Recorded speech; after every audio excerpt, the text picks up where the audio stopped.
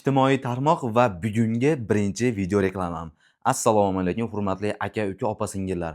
Bugungi birinchi obzorimiz studiya formatidagi neoklassika uslubida ta'mirlangan va bitkizilgan 3 xona 73 kvadrat metr hajmga ega bo'lgan kvartiramizni video obzorini polniy kirishidan boshlab reklama qilib beraman.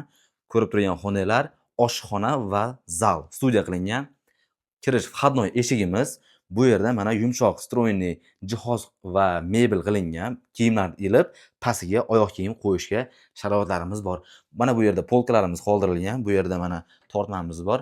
Ishga ketayotganda, qaytganda bemalol oynadan foydalansanglar bo'ladi. Xo'p, kirib keldik. Aytib o'tganimdek, studiya qilingan. O'ng tarafda oshxona, ayollarimiz uchun ishlash maydoni. Bu yerda mana xolodilnik qo'yilgan, mo'ykasi, gazi, vытяжкasi. Mebelini rangiga e'tibor beringlar. Juda ham ko'zga yoqimli rangdan ishlatilgan. Xonadonimiz to'liq отопление qilingan. Mana bu yerda двухконтурный kotелlarimiz joylashgan.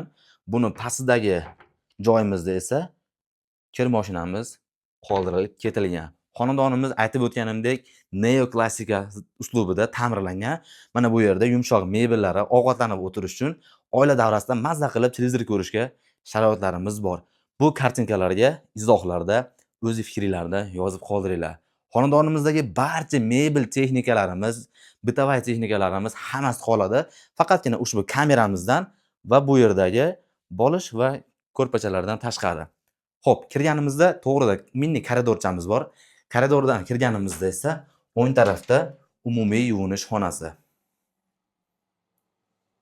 Kerakli bo'lgan barcha aksessuarlar bor. Mana bu yerda dushimiz qilingan, unitazimiz osmon uslubda qo'yilgan rakvina, oyna va batareya. Bu yerdan chiqarganimizda yonida bitta farzandlarimiz uchun yotoqxona qilingan. Aboga e'tibor berasizlar.